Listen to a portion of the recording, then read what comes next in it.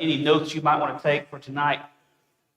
Is there anyone who missed last week that would like the not filled out handout from last week?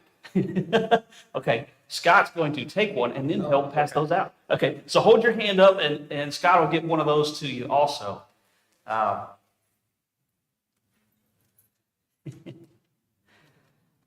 And I think some of that handout from last week, you'll be able to kind of fill in bits and pieces here and there, because we're going to do a little bit of a review of some of what we talked about last week to help you know where we're going tonight as we kind of get into the last portion of really introductory material for the book of Revelation. If you remember, one of the things we talked about last week was the fact that this is a book that is particularly challenging because there's more that we need to cover on the front end rather than just diving into the verses and then trying to figure it out as we go. Because if we just jump into the book of Revelation and start reading, then we're going to have to stop after every paragraph or two and say, okay, now, what does that mean? Does that fit this view of Revelation, or this view of Revelation, or that view of Revelation, or does it mean that over there, or that over there, or that over there? And that'll take us 6 years to get through the book if we do it that way. So what we're going to do is we're going to do our best to get some things decided on the front end, so that then as we get to the text itself, starting next week, we'll have a much clearer picture of the direction we're going. Okay? Hope that makes some sense. Two more things that I want us to remember as we study the book of Revelation. All right? Number one, and I may say these two things every week. I don't know. Number one, this is a book of the Bible that we have to be willing to say, sometimes,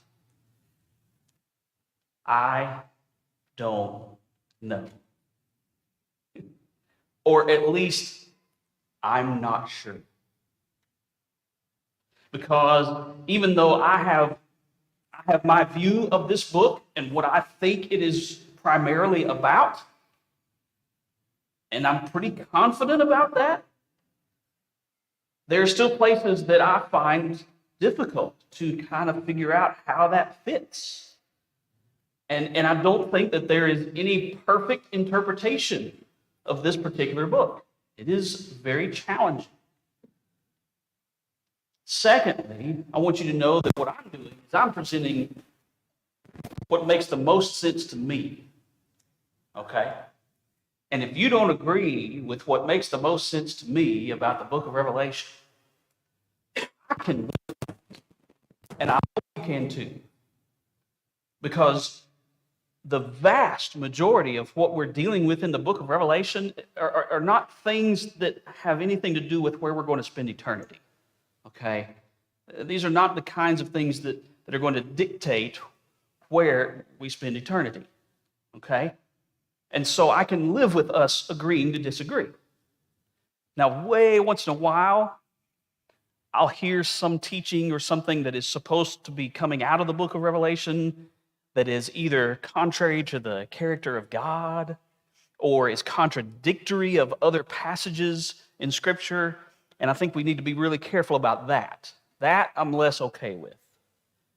But for the most part, if you get through this class and at the end you say, boy, that Brian doesn't know what he's talking about that book. That didn't make any sense at all.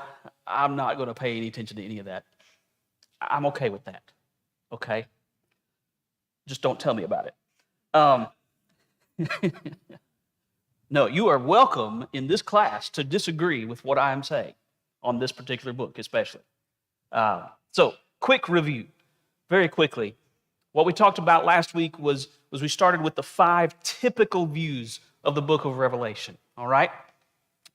Number 1 is the fall of Rome, and that means that the overall message is about what happened around the fall of Rome and the events surrounding that and the persecution of the Christians that they endured during that time period, or leading up to that time period. The second one is the destruction of Jerusalem, which dates the book about 25 years earlier, and says that the destruction of Jerusalem is the main emphasis of what's going to happen, the prophecy that's coming. Third is it foretells world history, major historical events. And so that would include things like the Roman Empire, but also includes things like the Roman Catholic Church, and even gets into things like John Calvin and Martin Luther, and on we go. All right? World history, world events. All right?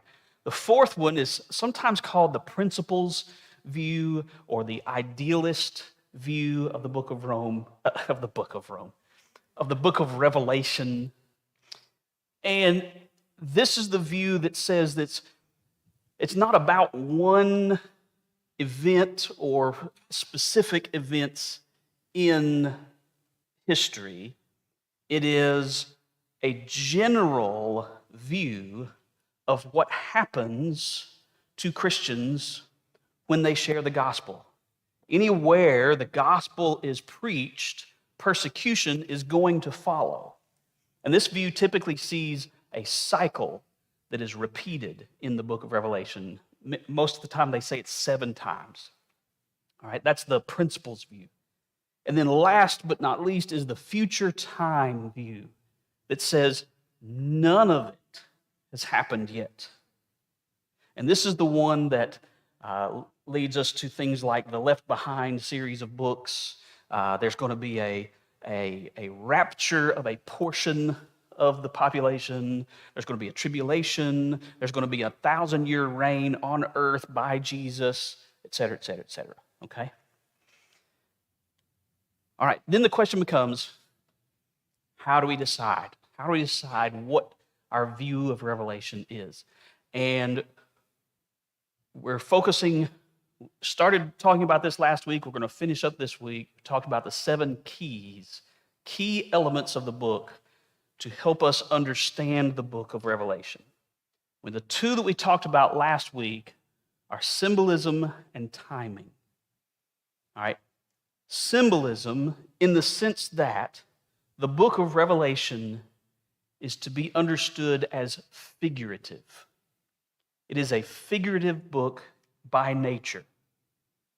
And the way that we know that is because our brains, like we said last week, our brains kind of do this for us all the time, and we don't really think about it. When Jesus says, "I am the bread of life," we know that that is figurative in nature, right? We know that it does not mean that he is literally bread, okay? And we know that because if we were to interpret that literally, it would be ridiculous, right? And so whenever we see something that if we interpret it literally, and it would be absurd or ridiculous in nature, that's how we know, that's how our brains understand things then to be figurative and symbolic. So we know when we read through the book of Revelation, it's pretty clear that it is symbolic in nature. Some of those symbols, we're told exactly what they mean, and we're going to see one of those tonight.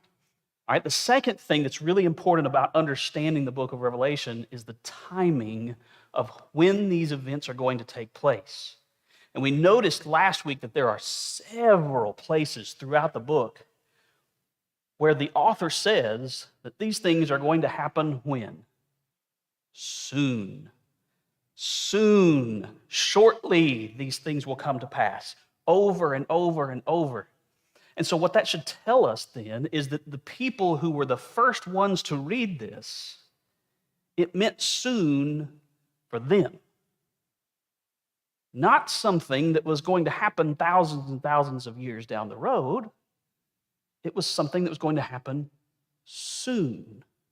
So some of these events at least needed to start taking place when they would see it, when they would understand it, when they would experience what's going on, what is being discussed in this book.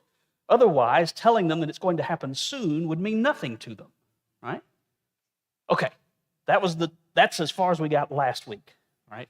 Tonight, we're going to cover the rest of these 7 keys to understanding the book, and then we're going to take those and apply them to the 5 typical views of the book and see what view of the book makes the most sense, okay?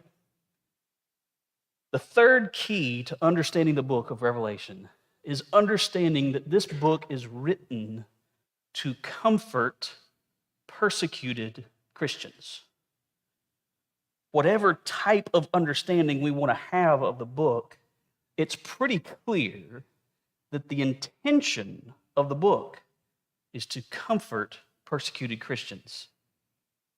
Many of the views out there agree with this. This is not something that's hotly debated. There are multiple places that we can go in the book to see this, and I want us to notice a few of them. Revelation 1 and verse 9, I, John, your brother and partner in the tribulation and the kingdom. Remember, we said this was happening soon. John's already referencing that he's a part of this tribulation, this persecution that exists. Also, when you get into chapters 2 and 3, we have these letters written to the 7 churches in Asia Minor, right? 5 of those 7 letters specifically bring up persecution that they are either already having to endure or they're about to have to endure, or both. Then, everybody turn to chapter 6 of Revelation. I want one volunteer to read for us Revelation 6, verses 9, 10, and 11.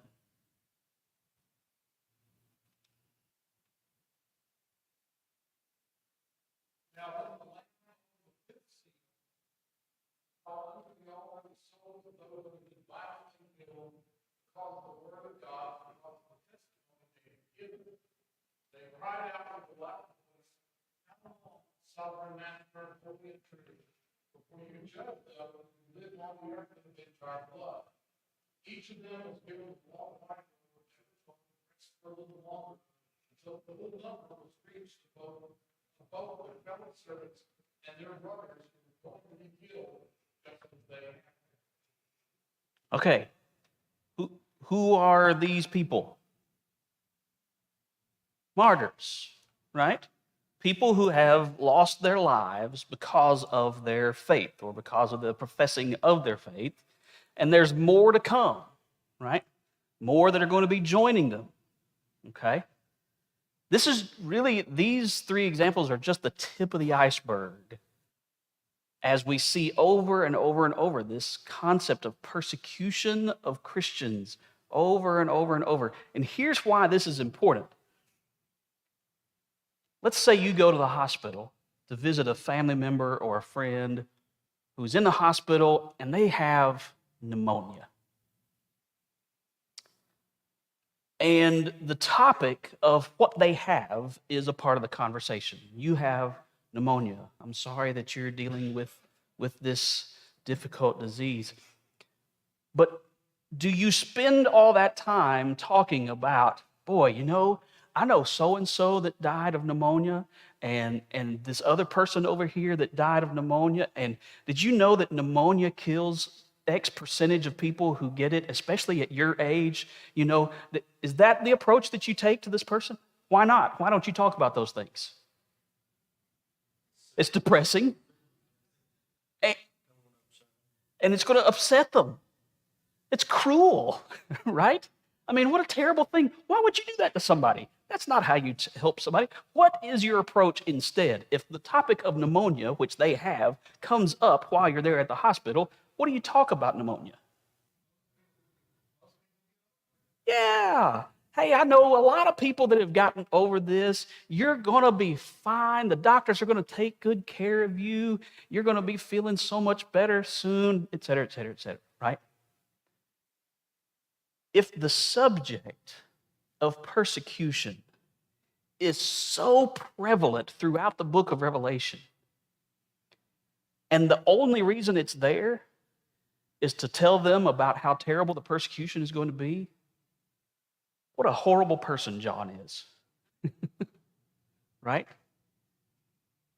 So logic then has to dictate that so much discussion of their persecution is intended then to remind them that they can get through it. That something is going to happen down the road that is going to help them through whatever it is that they're facing.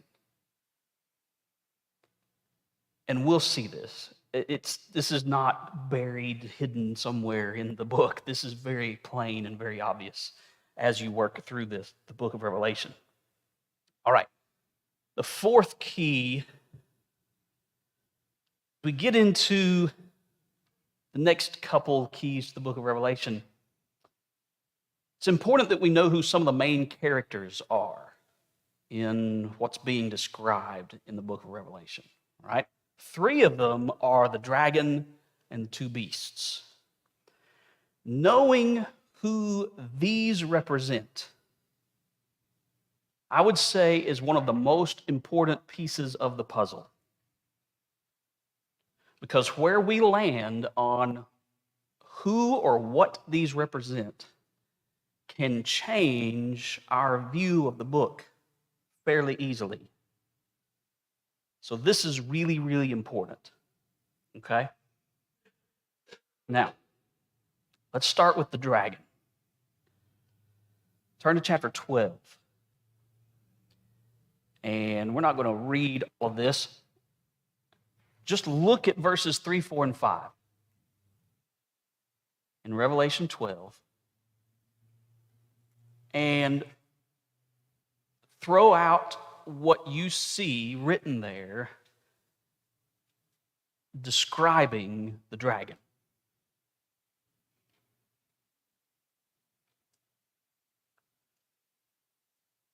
What do you see? Okay, 7 heads, 10 horns, and 7 what? 7 crowns, okay? So the implication there is what? Powerful, right? Powerful ruler in some way, okay? All right, what else? What else do you see? Say that again. He's red. Yes. All right, what else? I don't have anything to say about that other than yes.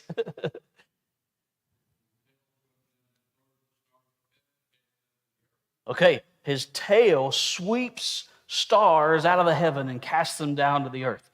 The one thing that we'll say here about that before we get to that particular part in our study, clearly, we're not just talking about a large animal, right? Okay. What is the dragon waiting to do? Devour the child of the woman. Okay? Again, we're going to get into that a little bit more later. Now, someone read for us verse 9. Skip down to verse 9 of chapter 12 and read that for us.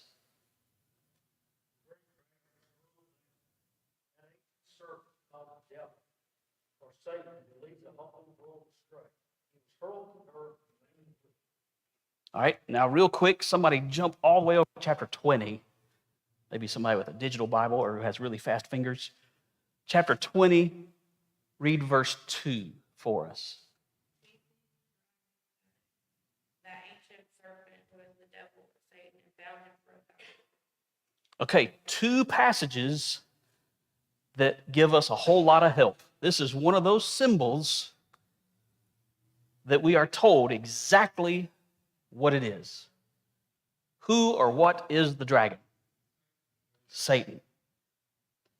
Yes, one thing we don't have to try and figure out. Okay, so the dragon is very plain, very obviously Satan. All right. Says dragon means Satan. All right. Then we have the first beast in chapter 13. This is a medieval French tapestry that actually depicts the handing of the scepter from the dragon, Satan, to this first beast. I thought that was really interesting. Let's look at chapter 13, and again, we're not going to read 6, 7, and 8 out loud, but glance through there, and somebody, tell what are some of the characteristics. Now, this is less about physical description and more about characteristics of the beast. What does the beast do? Okay, it blasphemes God. What else does this beast do? It makes war on the saints. It makes war on Christians. What else? He rules over nations and peoples and languages, so his authority is widespread. All right? What else? All right, he will be worshiped. All right, so that's the 4 things I have written down. Whatever our identification of the first beast is, it has to fit those 4 things, right? It has to be something or someone that blasphemes God, makes war on the saints, his authority is widespread, and is worshiped. All right? Now, in chapter 17, verses 9 and 10, we're also told that the 7 heads of the beast represent 2 things. They represent 7 kings and 7 hills or mountains. And this is really significant. Because when these readers who were in Ephesus and Thyatira and Laodicea and all these places heard 7 hills or 7 mountains, did you know that there's a place that would have almost immediately come to mind for them? It's Rome, right? Rome is frequently in ancient literature described as having been built on 7 hills. All right? And in these verses in chapter 17, it also says that the kings that are represented by these 7 heads, 5 have already come and gone.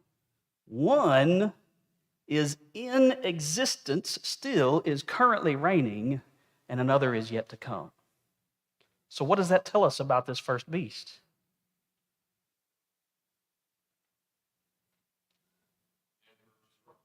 Well, it tells us that this beast exists, right?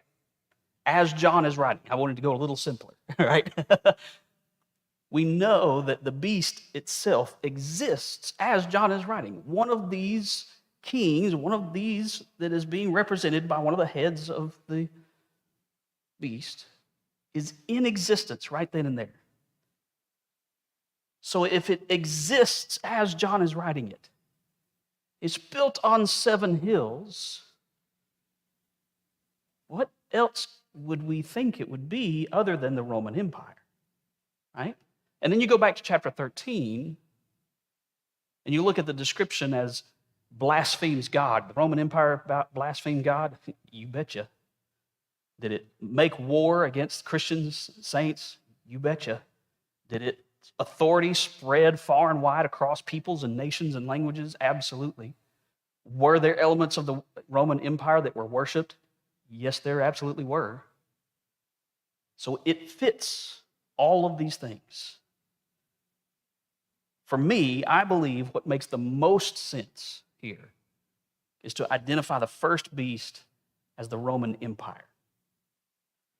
I also encourage you to go read Daniel chapter 7. We don't have time to look at all the connections between Daniel and Revelation, but there are several, especially in the description of the beasts that came up out of the water in Daniel chapter 7.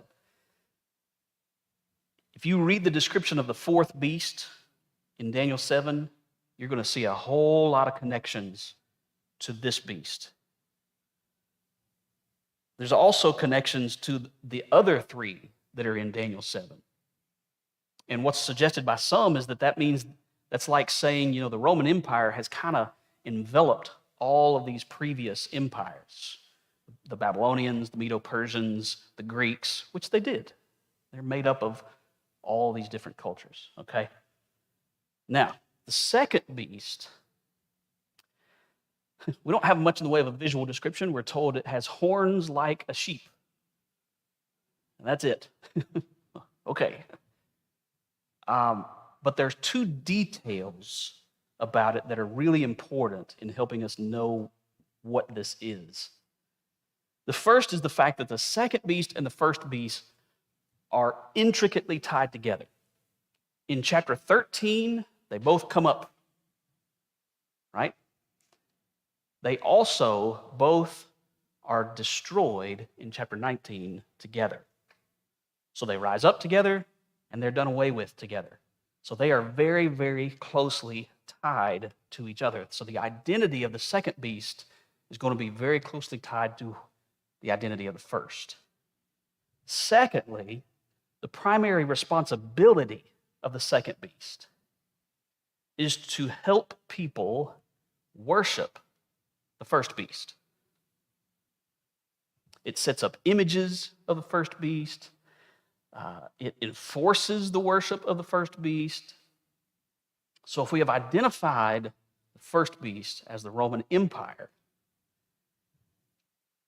then I believe we need to identify the second beast as connected to the emperor worship that existed in the Roman Empire. This is something that began in earnest with Domitian in the 80s. Emperor worship became a regular part of life. And this was a problem for Christians, a major problem for Christians, because in many ways, Christians would then have a hard time doing something as simple as buying and selling in the markets, because they would have to burn incense on their way into this market to the emperor. And if they refused to do that, then they were going to have a hard time buying or selling things. And one of the descriptions of the second beast in chapter 13 is how it created problems for the buying and selling of goods for those who were not willing to worship the first beast. So I believe the dragon and the two beasts should be identified as Satan. Satan's the easy one. The first beast as the Roman Empire, the second beast as what some call the cult of emperor worship. But emperor worship is easy enough to remember. All right, next. In Revelation 17, we have the harlot, or the prostitute, if you have a more cleaned up English translation, right? Go ahead and turn there. And again, we're not going to read all these verses. But starting with verse 1, again, look at the ways in which she is described. How is she described? She is immoral, and she induces sexual immorality, right? Amongst kings and leaders. All right? How else is she described? What is she doing?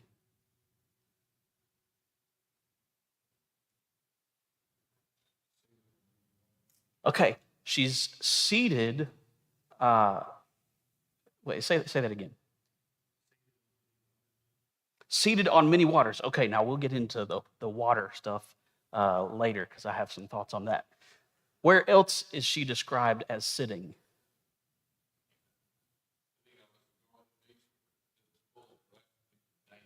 Okay, so she's sitting on a beast. And if you look at the description of this beast, it is full of blasphemous names. It has 7 heads and it has 10 horns. Gee, where have we heard that before? The first beast. Because the first beast, in addition, I forgot, we didn't say that before, did we? The blasphemous names are written on the heads of the first beast. So she sits on the first beast, implying that she has some authority over this first beast. She has some amount of power, of control over the first beast. She's lavishly dressed, right? Purple and gold jewelry. She's named what? What is written on her forehead? All right, Babylon the Great, mother of prostitutes, Babylon the Great. Keep that in mind. She's drunk on the blood of the saints. And then skip down to verse 18. This is really important when it says, she is the great city that has dominion over the kings of the earth. I'm going to put that all together.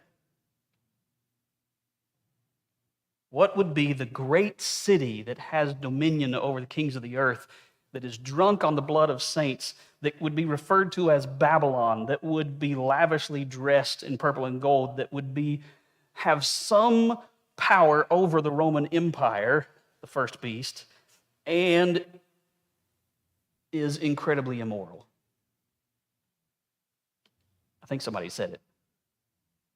Yeah, the city of Rome. Okay? Babylon is gone, right? But the Babylonians are gone. The great city, the city of Rome, was referred to as Babylon in other writings as well. Incidentally, in the British Museum, there is a coin that was circulating around the first century in Asia Minor, which is where this is written, where this was going, that depicted Rome as a woman dressed lavishly. I just thought that was interesting. All right, the sixth key is these 1,260 days. And that sounds like a really specific time period, but you'll notice that it's expressed in a lot of different ways. And for these, we're going to read a couple of them. Let's turn to chapter 11. And somebody just read for us chapter 11, verses 2 and 3.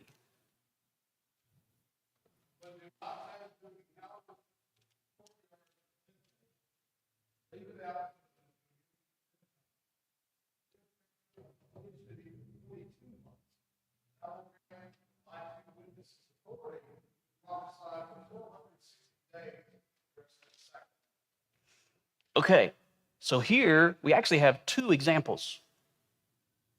We have the 1,260 days in verse 3. Now, how long is 1,260 days roughly? Well, yes, it is 42 months roughly, which is how long? 3.5 years, right?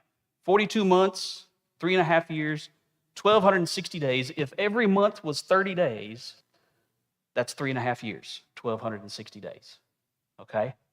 Now, let's look at chapter 12, verse 14. Somebody read that for us.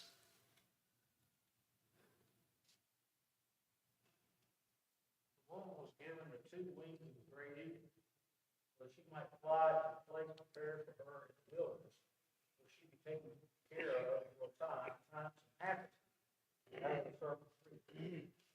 Okay. Here we find a phrase that actually also shows up in the book of Daniel. How long is time times and a half time?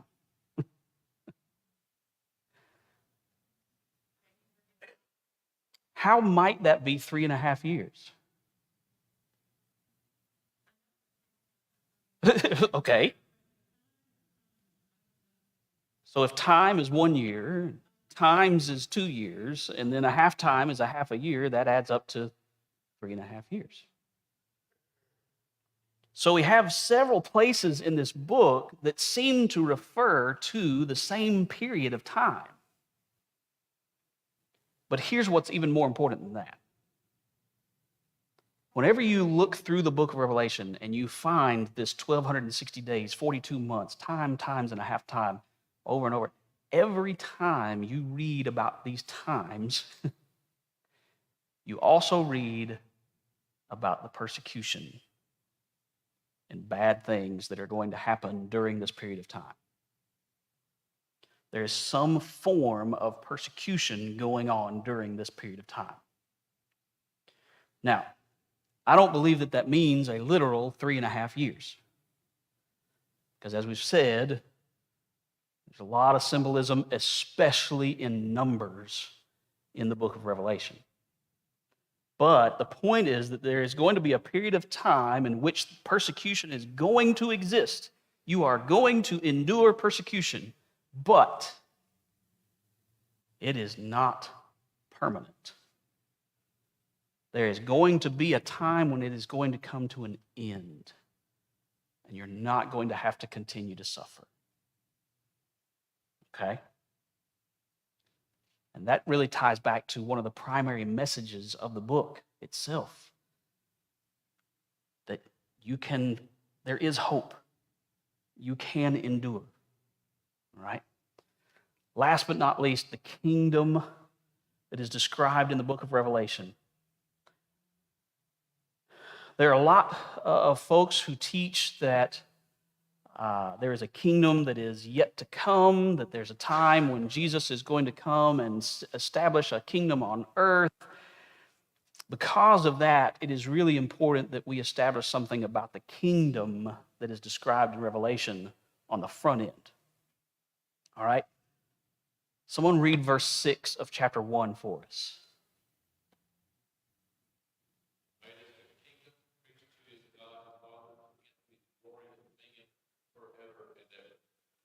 Okay, so John says, and Jesus is eventually going to make us into a kingdom. Is that what he says? He has, past tense, already made us into the kingdom. And the citizens of that kingdom are called what?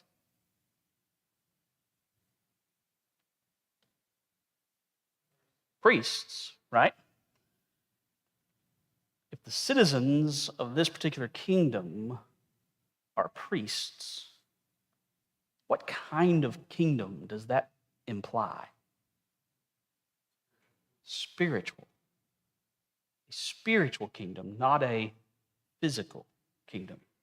Right now, verse 9. Somebody read verse 9.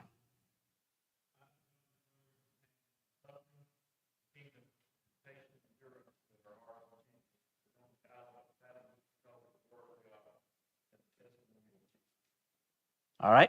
Who is already in the kingdom? John and the ones he's writing to.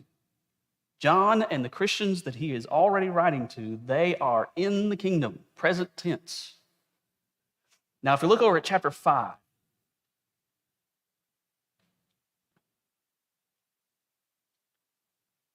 in verses 9 and 10, what we're told there is that Jesus has already ransomed, past tense, has already ransomed people from every nation and made them, past tense, into a kingdom. And it's a kingdom that will be over the world. Now, I'm betting that almost every one of your translations says it will be a kingdom on the earth, right? I bet you I know why our translators decided to do that. Because they're making some assumptions about what kind of kingdom we're talking about. The word that is translated on in a lot of our English translations is actually a word, it's a prepositional phrase that can be translated a lot of different ways. It could be over top, or on, or in, or all kinds of different things. So let's consider what Jesus says to Pilate in John chapter 18. You don't have to turn there. because you probably know this. When Pilate is questioning Jesus, he says, "My kingdom is not" what? "Of this world. My kingdom is not of this world." Period. So, if it's a kingdom that already exists, that John's already a part of, that the people that he's writing to are already a part of, it's a spiritual kingdom. It's not a kingdom that is going to exist on the earth in the sense that it is going to be placed on this earth and have a location. It is rather a kingdom that is over the earth in the sense that those who are in it will eventually be victorious over the earth. They will reign over the troubles and trials that they will experience in this earth, in this life. Yes, Christians, you're going to have to suffer. Yes, you're going to endure trials, and it's going to be a problem for a period of time. But because you're a part of this kingdom already, you're going to reign over those trials and over the problems that are in this world. So, we have our 7 keys to understanding the book, and we have 11 minutes to decide which of the 5 typical views makes the most sense. All right? Let's start with future times. The idea that none of this in Revelation has taken place yet. What problems do you potentially see with this understanding of the book of Revelation based on our 7 keys? Okay, it's not much help to them because soon doesn't fit, right? So the word soon would just need to be thrown out. What else? Actually, there's twofold. The comfort for those original readers isn't really there. If we're talking about something that's going to happen millennia away, all right?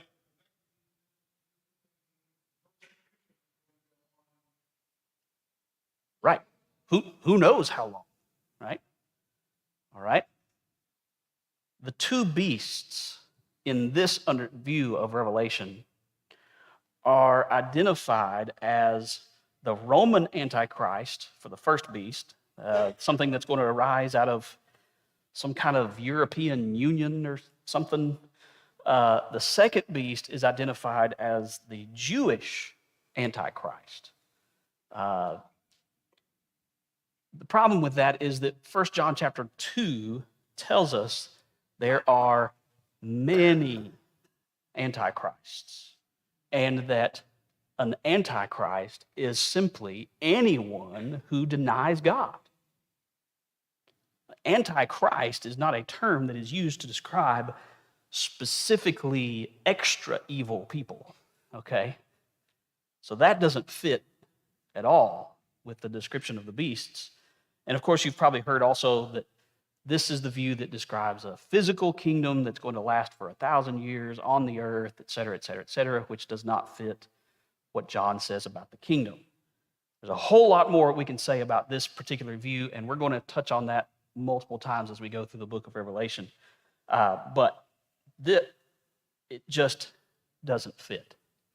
Right? What about the principles view? The idea that this is a message for all people, for all times, as they're enduring persecution as a result of spreading the gospel. Do you see any issues with that one?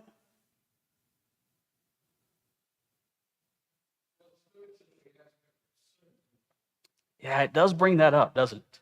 You know, how is it going to be soon, but also in 100 years, and then also in 250 years, and also in, whatever. Yeah, it doesn't really say that, does it?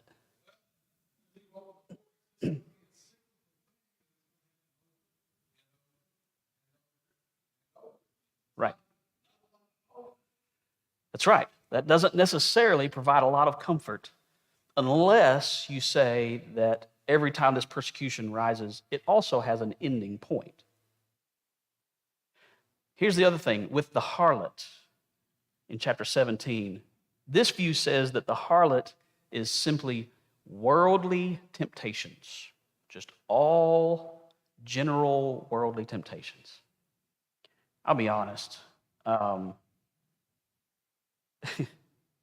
The harlot, outside of Satan, who we're told is very specifically Satan, the harlot's the easiest one of all of them for me to figure out. The city that is called Babylon, that rules over all these nations, that creates all this immorality, all these different things. There's so many descriptors of the harlot. It's like, how do you not put that on Rome?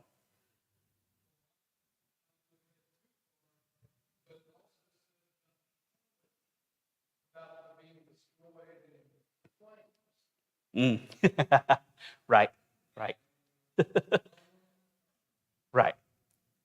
So the harlot is very difficult to describe as just general temptation. I don't see how you get that. You almost have to want it to be that rather than what it's described as. The 1260 days, this is one that's interesting. The principles view says the 1260 days is the entire Christian era. I don't know about you, but if I was getting this letter for the first time and that's what it meant, I'm like, okay, great. I'll be dead, my kids will be dead, my grandkids will be dead, before any of this is ever concluded. What kind of hope am I going to find in that? If it's just a description of all Christian time, but also all of time that has happened since the establishment of the church forward, hasn't been filled with persecution of Christians. There have been times when Christians have been okay. So I find that one difficult. I do think there are a lot of positive messages that come out of this view of Revelation, but in general, I would say it just doesn't seem to fit. What about world history? What are some of the problems with seeing the book as referencing major historical events? We can go ahead and start with the same one soon. I mean, again, that doesn't fit. It's not going to help the people who are reading it the first time. The beasts, this view does say that the first beast is the Roman Empire, but it says the second beast is the Roman Catholic Church. Now, what's the issue with the second beast being the Roman Catholic Church? Or several issues.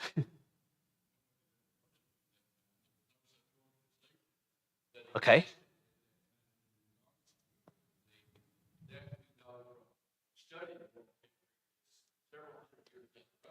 Okay, so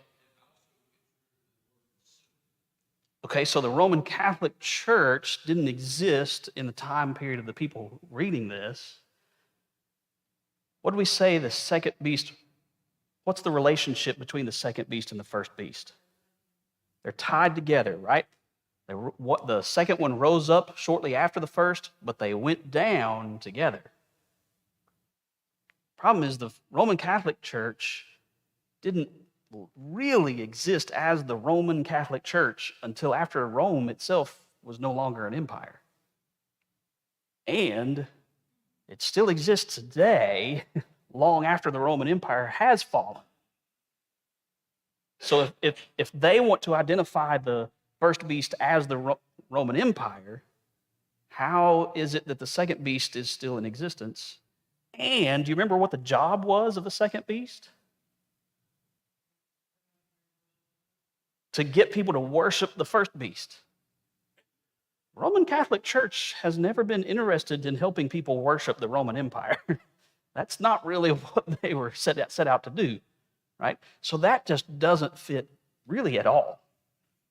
Then the 1260 days under this view says that's the Dark Ages in history. Okay. I mean, if you just want to pick a random period of time, sure.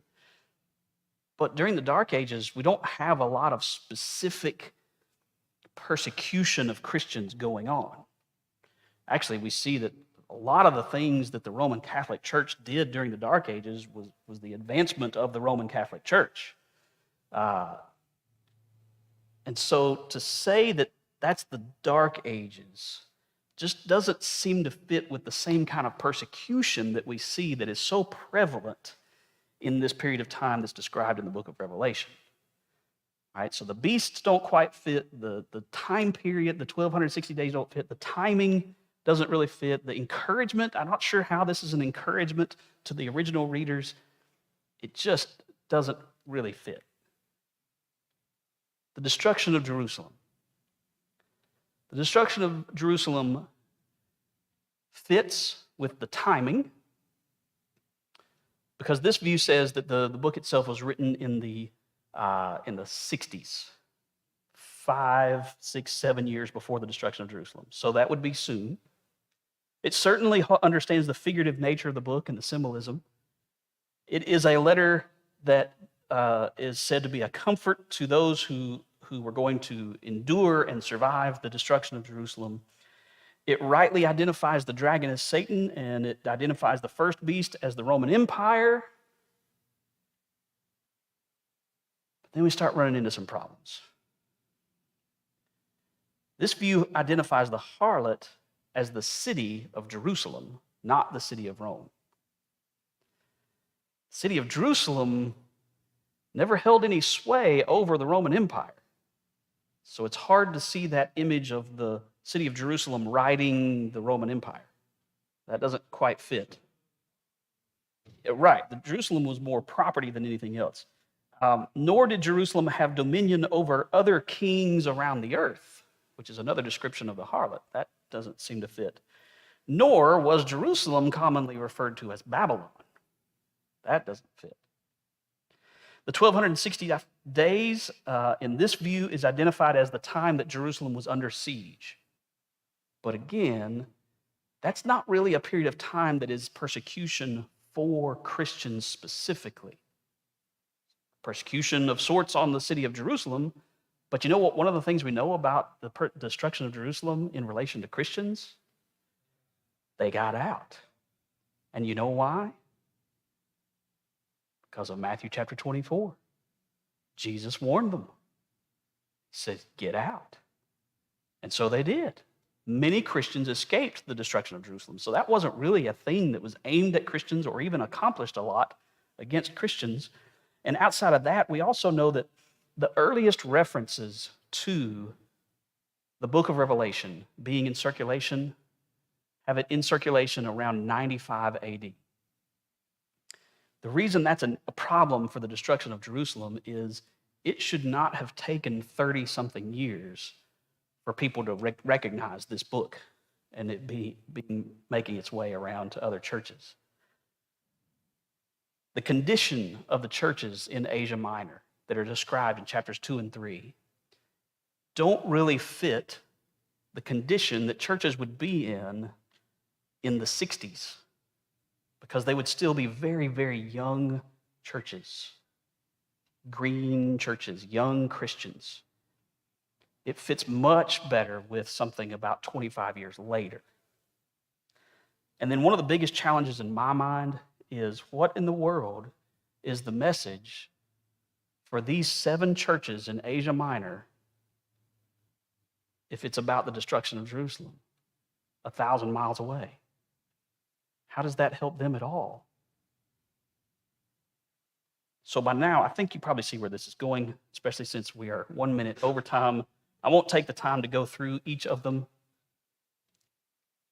but it's my opinion that the best understanding of the book of Revelation is that the overall picture is the fall of Rome, which is intended to be an encouragement to these Christians who are having to endure persecution because of the Roman Empire in which they lived. It's a persecution that has a time limit. It's going to ultimately come to an end, but a lot of the other things that are described as it's going to happen soon, that persecution happened soon. It happened in their lives, and it was something they had to deal with and had to endure and had to learn how to be a part of God's kingdom in the midst of persecution and suffering. All right, allow me to conclude, however, by saying, I could be wrong. And I can live with that, with this book of the Bible. But as we pick up and we start reading through the text next week, and I may go back and cover those 7 keys and how they fit with the idea of this being about the destruction of Rome. I think that this is going to help us move at a little bit faster pace than we would otherwise if we know what direction we're going ahead of time. All right, let's pray together and we'll be done for tonight. Lord, we are thankful for the messages that are within your word. And Lord, we are grateful to know that persecution in this life will not last. We are grateful to know that in spite of the suffering that we may have to endure in this life, that we have hope in you beyond this life because we are a part of your kingdom. And we thank you for sending your son, Jesus, to allow that to happen. And it's in his name that we pray. Amen.